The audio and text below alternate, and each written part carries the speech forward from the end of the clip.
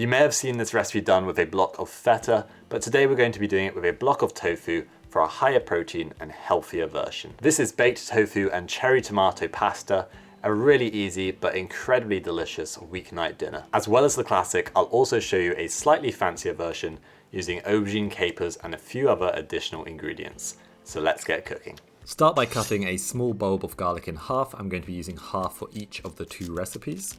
Then into an oven-proof dish, add your cherry tomatoes, the garlic, and a good few tablespoons of extra virgin olive oil. You want to be generous with the olive oil as this is going to help form the sauce with the roasted cherry tomatoes and some pasta water. Then just season everything with some salt, pepper, and some dried oregano, and give everything a good massage or toss to coat.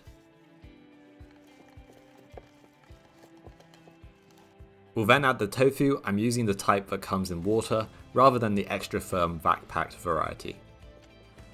Place it into the middle of the tray and turn a few times to coat it in the oil and the seasonings. And then I'm going to add a couple teaspoons of miso paste for the salty and tangy flavour and brush it all over the block of tofu. Then top the tofu with some cheesy nutritional yeast and some extra dried oregano.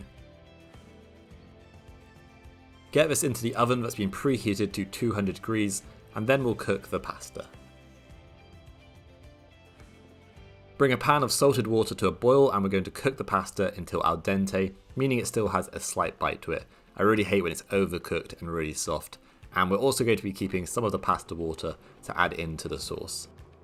You can use any shape of pasta, but I found this fun one which the sauce is going to cling onto nicely. Once it's baked, it should look something like this. The cherry tomatoes will be starting to burst, the garlic will be soft and golden, and the tofu should be beautifully caramelized. Squeeze out the roasted garlic, and then using a wooden spoon, we're going to start by breaking apart the tofu and crushing those cherry tomatoes to create a delicious sauce.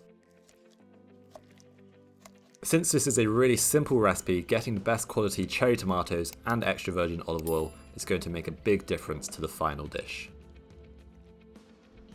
You could also use a fork or a potato masher here if you want it to be a bit more pureed. I'm also going to add some fresh basil, but feel free to just add some more dried herbs if you want to. Then add in your pasta with a splash of the starchy pasta water to help create a nice luxurious and thick sauce. Mix together and your simple but very tasty pasta dish is ready to be served. Top with some more fresh basil, a crack of black pepper and a drizzle of olive oil. I'd probably serve this with a nice crunchy salad or some greens like spinach or kale. Also some lemon zest or balsamic vinegar would be nice to go on top.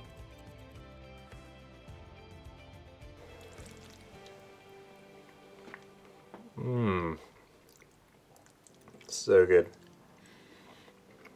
Sometimes simple really is best, and this dish just proves that. You've got lovely sweet roasted cherry tomatoes, al dente pasta, that creamy tofu almost like ricotta, and the fragrant basil, and then finally a good crack of black pepper just brings everything out. Next we'll make an upgraded version of the previous dish with some extra ingredients such as aubergine, almost like a pasta alla norma. Into a slightly larger oven-proof dish, we're going to add in the cherry tomatoes once again, followed by the aubergine and the extra virgin olive oil. I'm also adding some capers, just roughly chopped, and then we're going to give it all a good massage to distribute the oil and the seasonings.